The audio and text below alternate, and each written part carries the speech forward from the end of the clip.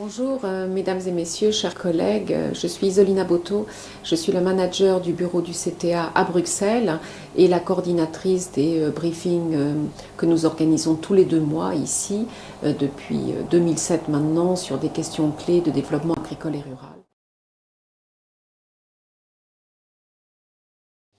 rural. Comme vous le savez, nous avons lancé en partenariat avec la Promodev et le ministère de l'Agriculture d'Haïti des briefings nationaux qui examinent certains des sujets que nous traitons à Bruxelles, mais sous un angle de la situation particulière d'Haïti. Nous avons lancé ceci en mars dernier et aujourd'hui nous sommes réunis pour le 4e briefing d'Haïti qui porte sur la recherche pilotée par les producteurs, qui est en fait le sujet de notre dernier briefing que nous avons eu en novembre dernier.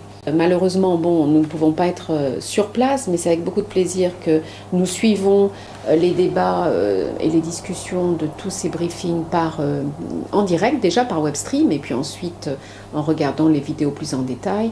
Je suis très contente aussi du programme que vous avez pu développé aujourd'hui et qui regarde à certains exemples pratiques en Haïti. Alors ce que je peux vous dire, c'est en fait 2 mots des discussions que nous avons eues à Bruxelles sur le sujet. Bien entendu, nous utilisons tous les produits de la recherche dans tous les travaux que nous faisons, en tout cas pour tous les sujets que nous traitons. Mais par contre, c'est très souvent une recherche qui vient des grandes organisations internationales ou régionales ou nationales spécialisées dans la recherche. En fait, ce qu'il manque, même s'il y a des programmes de vulgarisation qui sont en place dans beaucoup de pays depuis très longtemps d'ailleurs, c'est toujours quand même une déclinaison des résultats de la recherche à l'endroit des producteurs. C'est rarement encore une recherche qui est vraiment pilotée ou copilotée par les chercheurs et les producteurs, et éventuellement bien sûr d'autres acteurs comme le secteur privé. Et donc il nous a paru essentiel de traiter ce sujet parce que les petits producteurs, les petits agriculteurs, qui restent bien entendu la force vive de la production agricole, sont encore très en marge en fait des thèmes de recherche, que ce soit d'ailleurs au niveau de la production, que ce soit au niveau des technologies, que ce soit au niveau des organisations. Et donc on s'est aperçu que beaucoup de programmes développés ou de technologies intéressantes en soi ne sont pas facilement adoptés par les producteurs parce que c'est une approche qui est trop en fait linéaire et qui est trop top-down, donc du top à la base, et ce ne sont pas des innovations qui ont été développées, mises en œuvre et évaluées en partenariat avec les producteurs, surtout les petits producteurs bien entendu.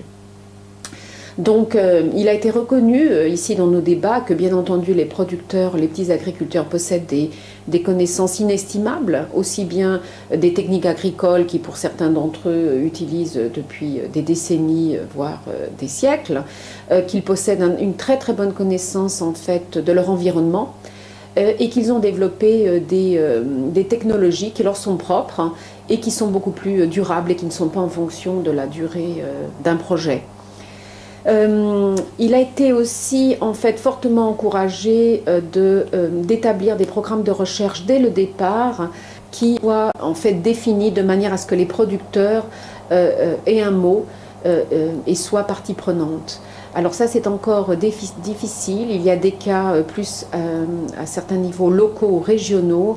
Pour ce qui est de la recherche internationale, notamment les CG Centers, qui est les grands centres de recherche internationaux, qui bien sûr sont ceux qui absorbent la plus grande partie des financements dans le domaine de la recherche, c'est pas tellement le cas encore. Et en fait, nous avons identifié des possibilités de changer la donne et donc de développer des partenariats plus innovants de recherche et développement au niveau local. Donc moi et mes collègues, nous serions très très intéressés pour voir un petit peu les possibilités en Haïti. Alors nous avons aussi en fait mis un accent sur la situation des femmes en Haïti, comme dans beaucoup de pays d'ailleurs ACP, qui dépendent fortement du secteur agricole. Les femmes assurent encore 80% de la production agricole et sont souvent très en marge de tous les programmes, non seulement de recherche, mais de tous les programmes qui soient générateurs de revenus. Donc elles se situent à la base la plus primaire de la production. Et il nous a semblé que c'est un moteur assez essentiel de changement aussi et qu'il faudrait veiller à les inclure dans des systèmes participatifs d'innovation locale. Nous avons discuté à Bruxelles aussi de pas mal de cas de réussite dans tout ce qui est la vulgarisation participative et l'innovation participative en prenant plusieurs exemples, notamment en Afrique, mais que ce soit sur les questions d'huile de palme en technologie, nouvelles variétés de céréales comme le teff en Éthiopie qui ont été co-développées avec les producteurs de manière à ce que ces variétés soient en conformité ou soient plus proches des goûts des consommateurs, et en l'occurrence les consommateurs sont les petits producteurs. Des technologies locales, comme dans le cas de l'huile de palme, le cacao, etc. Et nous avons eu des présentations intéressantes aussi sur la partie de tout ce qui est les écoles pratiques ou écoles au champ, ce qu'on appelle les Farmer Field Schools.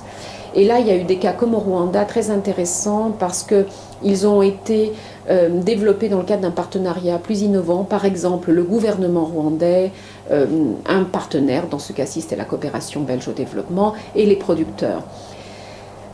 Et qui s'avère durable dans la mesure où non seulement les producteurs ont été impliqués dès le départ, mais aussi où le gouvernement et les ministères d'agriculture et autres ont vraiment intégré ces succès dans leurs programmes nationaux.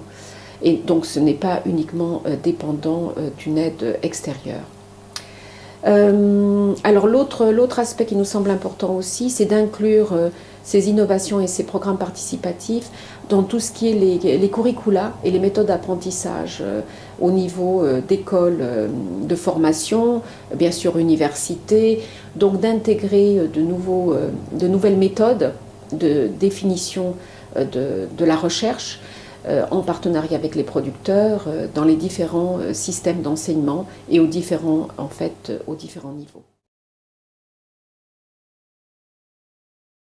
Bien entendu, au niveau du CTA, il nous semble essentiel de documenter les cas de réussite parce qu'ils existent. Simplement, comme c'est au niveau très local, souvent ce n'est pas bien documenté, c'est pas bien connu.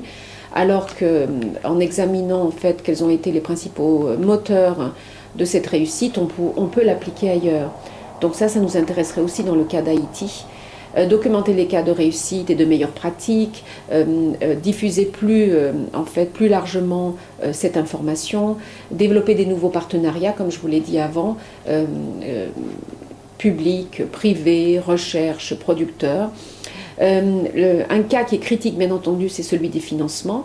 Et nous avons eu vent en fait de certains programmes de financement de la recherche et du développement au niveau local qui, bien que modestes, c'est des montants qui ne sont pas très très importants, mais qui font une différence significative en fait sur la situation des petits producteurs. Donc ça c'est une des questions où nous serions aussi très intéressés à voir comment mobiliser davantage de fonds pour le financement de la recherche locale. Donc mes collègues aujourd'hui qui sont avec vous aussi de la recherche, de la FAO, nous avons le représentant en fait résident de la FAO qui sera avec vous aujourd'hui toute la journée, ainsi que l'ICA, nous serions assez intéressés pour voir en fait des partenariats possibles. Alors bien entendu, on va suivre ici avec nos collègues vos discussions toute la journée à Port-au-Prince. Je suis très contente d'ailleurs que ça se tienne aujourd'hui pour la première fois dans un campus universitaire aussi, le briefing. Nous restons en tout cas à l'écoute de vos principales recommandations et suggestions pour la suite. Donc merci beaucoup, bons travaux et puis de Bruxelles, nous vous souhaitons plein succès. Au revoir.